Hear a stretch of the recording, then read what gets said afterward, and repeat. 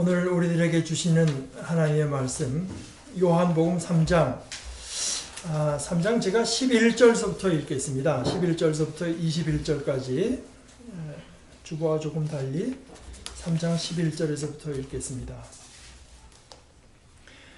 내가 진정으로 너에게 말한다. 우리는 우리가 아는 것을 말하고 우리가 본 것을 증언하는데 너희는 우리의 증언을 받아들이지 않는다.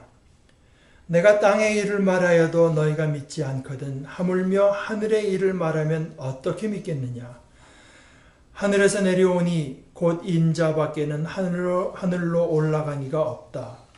모세가 광야에서 뱀을 든 것 같이 인자도 들려야 한다. 그것은 그를 믿는 사람마다 영생을 얻게 하려는 것이다.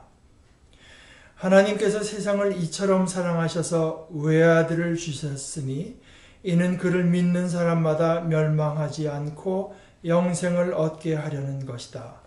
하나님께서 아들을 세상에 보내신 것은 세상을 심판하시려는 것이 아니라 아들을 통하여 세상을 구원하시려는 것이다. 아들을 믿는 사람은 심판을 받지 않는다. 그러나 믿지 않는 사람은 이미 심판을 받았다. 그것은 하나님의 독생자의 이름을 믿지 않았기 때문이다. 심판을 받았다고 하는 것은 빛이 세상에 들어왔지만 사람들이 자기들의 행위가 악함으로 빛보다 어둠을 더 좋아하였다는 것을 뜻한다. 악한 일을 저지르는 사람은 누구나 빛을 미워하며 빛으로 나아오지 않는다. 그것은 자기 행위가 드러날까 보아 두려워하기 때문이다. 그러나 진리를 행하는 사람은 빛으로 나온다. 그것은 자기의 행위가 하나님 안에서 이루어졌음을 드러내려는 것이다. 하나의 말씀입니다. 하나님 감사합니다. 제가 이거 킬까요?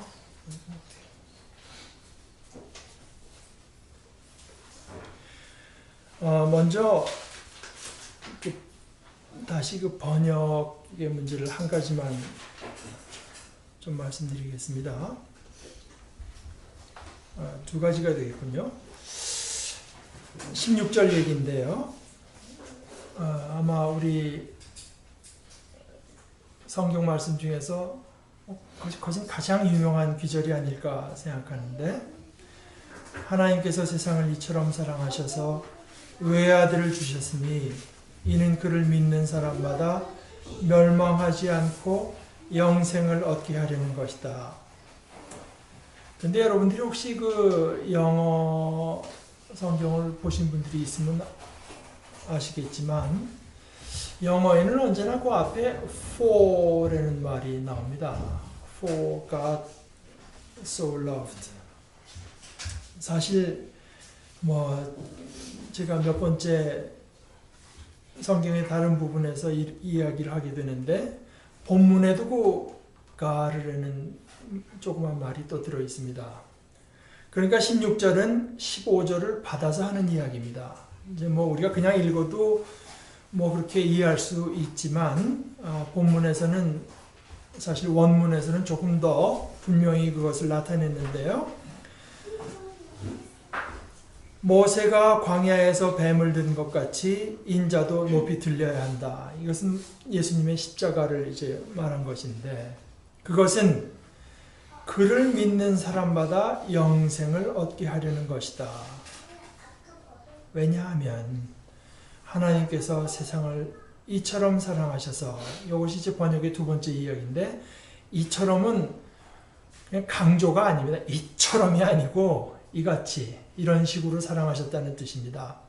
어떻게 사랑하셨는가에 대한 이야기입니다. 얼마나 많이 사랑했느냐는 이야기보다, 그러니까 이것은 단순히 그저 하나의 양적인 강조를 하려고 하는 것이 아니라 질적인 내용을 이제 말을 하는 것인데, 외아들을 주는 것으로 이 세상을 사랑하셨다. 그래서 이것은 그를 믿는 사람마다 멸망하지 않고 영생을 얻게 하려는 것이다. 이스라엘 백성들이 이제 광야 생활을 하다가 불평이 많아졌습니다. 이제 그 이야기를 배경으로 하는 이야기인데, 우선 아까 제가 11절부터 읽겠다고 한 것은 11절 한번 보십시오. 내가 진정으로 너에게 말한다. 우리는 우리가 아는 것을 말하고 본 것을 증언하는데. 그러니까 예수님의 말씀은 깊고 또한 오묘한 말씀이기는 하지만 1차적으로 그것이 아니라 증언, 깊은 깨달음에서 나온 이야기가 아니라 증언. 예수님께서 보고 들은 대로, 보고 들어서 아시는 대로의 증언인데 너희는 우리의 증언을 받아들이지 않는다. 예를 들어서 저 성경 마지막 책인 요한계시록 1장 5절에 가도 예수님을 신실한 증인이라고 말합니다. 우리가 그리스도 복음을 증거하지만 우리의 이상적인 모델은 어디까지나 예수님이십니다. 예수님께서 하나님이 이러하시다고 하는 것을 있는 그대로 남김없이 증언하려다 보니까 십자가에 달려 들어가시게 된 것이요. 너희는 우리의 증언을 받아들이지 않는다. 그러면서 이제 그 광야의 이야기를 잠깐 비추시는데 이스라엘 백성들이 불평이 많아지니까 하나님께서 그들에게 불뱀을 보내서 사람들이 이제 뱀이 사람들을 물고 죽어가니까 일이 또 급해지니까 모세에게 기도해달라고 해서 기도할 때 하나님께서 너는 노수로 된 뱀을 만들어서 장대 높이 달고 사람들이 그것을 쳐다보면은 내가 낫게 하리라는 나의 뜻을 전해라. 그래서 사람들이 그 노뱀을 보니까 이제 낫게 되고 그래서 하나님의 재앙이 거기에서 그치게 된 이야기를 말씀하시면서 그처럼 인자, 사람의 아들도 높이 들려야 된다. 사실 다른 거 아니고 하필 그 뱀이냐? 우리가 외상 후 증후군이라는 거 있지만 뱀이라고 하는 거 보기만 해도 끔찍한데 돌아다니는 사람들을 내 사랑하는 가족들을 죽이고 내가 죽을까 봐 전전긍긍하고 불안해했던 게 바로 뱀인데 또 생각하면 그 뱀은 우리가 하나님 앞에 어떻게 불순종했나 하는 것을 드러내는 그런 상징인데 바로 그것을 이제 상징화해서 형상화해서 쳐다볼 때 구원받게 한 것처럼 예수님의 십자가에는 우리 인간의 악함이 그대로 드러나는 장소 아니겠습니까? 그러나 그 십자가를 바라볼 때 우리가 영생을 얻게 하는 것이 하나님의 뜻이다. 그것은 그를 믿는 사람마다 영생을 얻게 하려는 것이다. 여러분들이 주의 있게 보시게 되면 이제 오늘 읽은 부분에 영생이라는 말도 나오고 구원이라는 말도 나오고 심판이라는 말도 나옵니다. 그런데 이제 구원이나 심판의 대상은 세상으로 되어 있어요. 세상 또는 믿는 이들이라고 하지만 영생은 세상이 대상은 아닙니다. 세상은 하나님의 사랑의 대상이죠. 이 온 세상이 하나님의 대상이기 때문에 하나님께서 그들에게 하나님의 사랑을 온전히 더 깊도록 하기 위해서 한 것은 그 자녀들을 이 땅에 두시는 것인데 영생을 얻은 자녀들 영생이라고 하는 것은 영원한 생명이라고 우리가 번역을 하지만 문자 그대로 번역하자면 세대, 그러니까 말하자면 오는 세대를 말하는 것입니다. Coming ages, 오는 세대의 삶입니다. 현재 삶이 아닌 겁니다. 영생이라고 하는 것은 오는 세대의 삶. 오는 세상이라고 하는 것은 하나님의 통치가 온전히 이루어진 삶이고 영생이라고 하는 것은 하나님의 생명인 거예요. 하나님의 생명. 하나님 자신의 생명. 이것이 현재 우리가 알고 있고 누리는 생명과 결정적으로 다른 것은 지금 이 땅에서의 생명이라고 하는 것은 우리가 뭘 취해야 유지가 되잖아요. 먹어야 되고 산소를 들이셔야 되고 어떤 때는 남을 죽여야 내가 살 수가 있고. 그러나 하나님의 생명이라고 하는 것은 자기를 내어주는 것입니다. 그것이 생명의 본질입니다. 하나님의 생명. 우리가 얻게 되는 영생이라고 하는 것은 우리가 아는 대로의 생명이 이게 영원히 지속되는 것이 아니라 우리가 아는 대로의 생명이 영원히 지속된다면 그거는 천국이라기보다 거의 지옥에 가깝다고 할 수 있을지도 모르겠습니다. 좋게 말해서 가톨릭에서 말하는 연옥에 해당하는지 모르겠습니다. 그러나 영생이라고 하는 것은 우리가 아는 대로 현재 아는 대로의 생명이 영원히 지속되는 것을 말을 하는 것이 아니라 하나님 자신의 생명, 자신을 내어주는 그 자체가 영생입니다. 그리고 오늘 본문에서 누차 강조되다시피 그것은 우리가 믿을 때 요한복음 1장 12절에 보게 되면 그 이름을 믿는 자, 곧 그를 영접하는 자, 받아들이는 자, 예수 그리스도를 조금 더 펼쳐서 말하자면 갈라디아서 2장에서 바울 사도가 말한 것처럼 나를 사랑하셔서 나를 위해서 자기 자신을 내어주신 하나님의 아들로 그 이름을 믿고 받아들이고 영접하는 사람들. 근데 그렇게 이제 믿을 때 말입니다. 믿을 때 우리가 얻게 되는 것은 뭔가? 믿을 때, 여러분 보세요. 우리가 믿을 때 영생의 자격을 얻는 것이 아닙니다. 믿을 때 영생을 얻는 것입니다. 영생의 자격, 우리가 뭐 믿고 나서 뭐 또 얻어야 되는 영생이라고 하는 게 따로 있는 게 아닙니다. 우리가 그 이름을 믿고 하나님의 아들로 그를 받아들일 때 영생이 시작되는 것입니다. 그 자체로서. 그래서 요한 1서 5장 13절에 이런 이야기가 있죠. 나는 하나님의 아들의 이름을 믿는 사람들인 여러분에게 이 글을 씁니다. 그것은 여러분이 영원한 생명을 가지고 있다는 것을 알게 하려는 것입니다. 예수 그리스도를 믿고 그와 인격적인 연합을 이루고 관계를 얻은 우리에게는 영생이 시작된 것이지, 뭐 그렇게 하고 나서 우리가 따로 얻어야 되는 무슨 상으로서 저 훗날에 가서 영생이라고 하는 것이 우리에게 선물로 주어지는 것이 아닙니다. 그리고 이 영생이라고 하는 것 하나님의 생명이기 때문에 무슨 다른 방도가 없습니다. 피조물이 그 생명을 만들어낼 수 있겠습니까?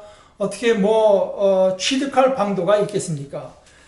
그분께서 주시고 우리는 받아들이고 하는 것 외에는 그 영생이라고 하는 것을 우리 것으로 소유할 아무런 방도가 없습니다.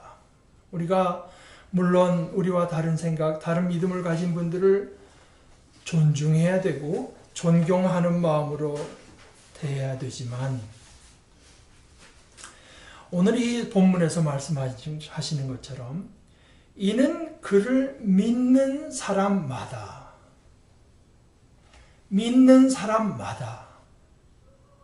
거기 믿는다고 하는 것이 마치 어떤 조건처럼 이제 등장하는데 요즘에 와서 자꾸 이제 발언권을 얻어서 하는 것이 꼭 예수 믿지 않고도 구원의 길이 있을 수 있다. 뭐 있을 수 있죠. 그런데 구원의 종류가 좀 다르겠죠.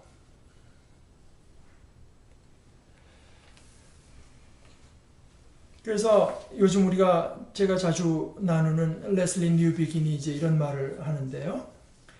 예수 안에 나타난 바 구원에 이르게 하는 하나님의 사랑과 능력을 보면 하나님은 모든 사람이 구원받기를 원하신다고 믿을 수밖에 없다.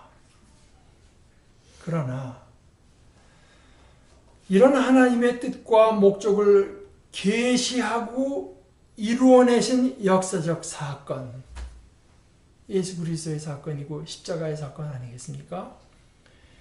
이것을 무시하거나 그것을 우회하는 방식으로 그 목적이 이루어진다고 믿을 수는 없다. 그런데 이제 제 생각이 이렇습니다.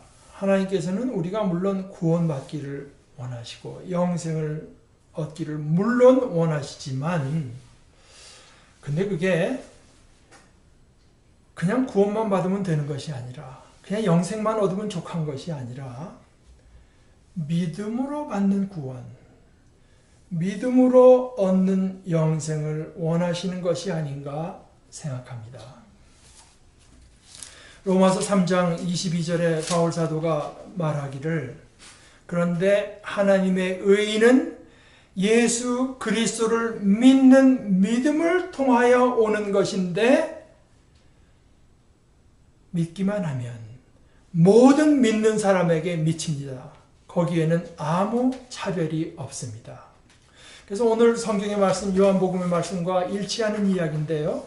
믿는 사람이라면 누구든지, 그래서 하나님께서 우리 인간을 세상을 구원해내시기 위해서 우리에게 영생을 주시는데, 여러 가지 방법이 있는데 뭘 택할까? 그러다가 믿음이라고 하는 방법을 택하신 것이 아니라, 지금 성경에서 말하는 구원이라고 하는 것, 또 영생이라고 하는 것이 무엇인가와 이것이 밀접하게 관계되어 있는데요. 구원과 영생의 성격상 이 믿음이라고 하는 것이 필수 불가결합니다. 그런 의미에서 하나님은 그래, 믿음만 있으면 된다. 믿음만 있으면 된다. 근데 믿음은 있어야 된다. 그런 의미에서 그야말로 최소한의, 정말로 없어서는 구원과 영생이라고 하는 것은 같이 갈 수 없는 최소한의 요구로서 믿음을 원하시는 것, 믿음을 요구하시는 것인데, 믿음을 요구라고 부를 수 있다면 그렇습니다. 이것은 마치 우리가 무슨 법정에서 말입니다. 또는 사람들 간의 어떤 송사, 다툼이 생겼을 때 두 사람의 말을 들어서 알 수 없으니까 증인을 요구하잖아요. 검사 측 증인, 변호사 측 증인, 피고 측 증인, 원고 측 증인 있지 않습니까? 근데 그 증인을 세울 때 그 증인으로서 그 사람에게 요구되는 것이 단 하나, 보고 들은 그대로를 말하는 것뿐인 것과 같습니다. 그 증인이 품성이 정직한 사람이냐, 거짓말을 하는 사람이냐, 이것이 증언에 영향을 끼칠 줄 몰라도 그것이 문제가 아닙니다. 정직해도 그 순간에 거짓말하면 안 됩니다. 정직해도 자기가 본 것과 다른 것을 말하면 안 되고, 자기가 본 것 외에다 덧붙이면 안 됩니다. 증인에게 요구되는 것은 그 품성이 정직하냐, 그 사람이 모든 그때 사정을 잘 이해할 수 있고 판단할 수 있는 어떤 학식이 갖추어져 있느냐, 아니면은 언변이 뛰어나냐. 언변이 뛰어나면 안 되죠, 증인은. 사실은 이것이 이제 자꾸 아까서부터 증언하는데 우리 기독교에서 많이 오해되는 부분 중에 하나라고 생각합니다. 효과적인 증인, 효율적인 증인이라고는 있을 수 없습니다. 신실하냐 아니냐가 문제될 따름입니다. 증인이 효과적이면 어떡합니까? 자기가 좌지우지하고 결과를 왜곡할 것 아니겠어요? 품성이 정직하냐, 학식이 갖추어져 있느냐, 언변이 뛰어나냐, 이런 것들은 전혀 문제가 되는 것이 아닙니다. 그러나 증인으로서 나서려고 할 때 요구되는 것은 보고 들은 그대로를 말하느냐 하는 것. 다시 말해서 그가 말하는 것을 믿을 수 있느냐? 신실하냐? 그러니까 신실하냐 하는 것은 최소한의 요구이면서 그것이 없으면 안 되는 거죠. 그런 것처럼 우리가 구원이라고 하는 것, 영생이라고 하는 것을 저 뒤에 17장 3절에서 예수님께서 우리의 대제사장으로 하나님 앞에 나아가서 기도하실 때 영생은 곧 유일하신 참 하나님을 알고 그가 보내신 자 예수 그리스도를 아는 것입니다. 했을 때 그것은 물론 지식을 포함하지만 뭐 안다고 하는 것은 조금 약간 가볍게 표현하자면 알고 지낸다는 뜻과 비슷합니다. 서로를 아는 것입니다. 영생은 그런 것입니다. 하나님과의 관계, 그가 보내신 자 예수 그리스도의 관계라고 할 때 믿음이 없이 어떻게 영생의 길에 들어설 수 있겠습니까? 그 사람의 행동 거지가 얼마나 올바르냐 하는 것은 문제가 되지 않아요. 그 사람이 얼마나 신학적인 지식이 있는가 하는 것도 전혀 문제되지 않습니다.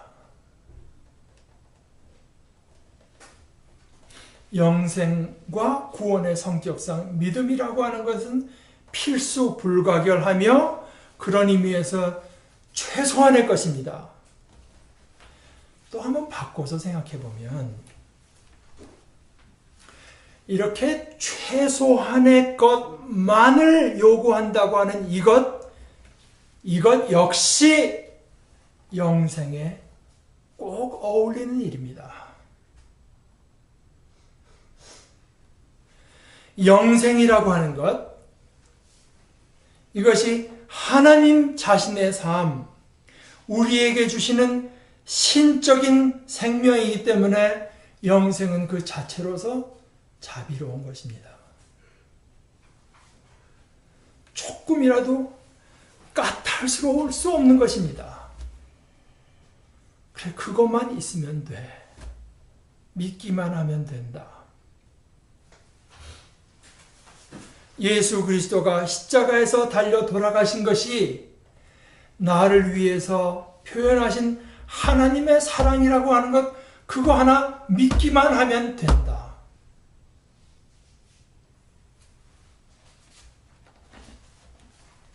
믿기만 하면 우리가 영생을 받을 수 있는 이유는 바로 다른 것 아니라 그 십자가에 달려 돌아가신 이가 하나님께서 세상을 이렇게 사랑하셔서 주신 하나님의 외아들, 가장 소중한 분이시기 때문입니다. 이것만 믿으면 됩니다. 이것을 믿을 수 없으면 다른 어떤 것으로도 하나님께서 주시는 이 영생을 얻을 수는 없습니다. 그것은 영생이 아닙니다. 우리가 이 믿음에 든든히 서서 하나님께서 우리에게 주신 영생이 과연 어떠한 것인지, 얼마나 선한 것인지, 얼마나 자비로운 것인지, 얼마나 은혜롭고 풍성한 것인지, 얼마나 흔들리지 않는 것인지를 날마다 더 풍성히 알아가는 축복에 서 있기를 원합니다. 우리 같이 기도하십시다.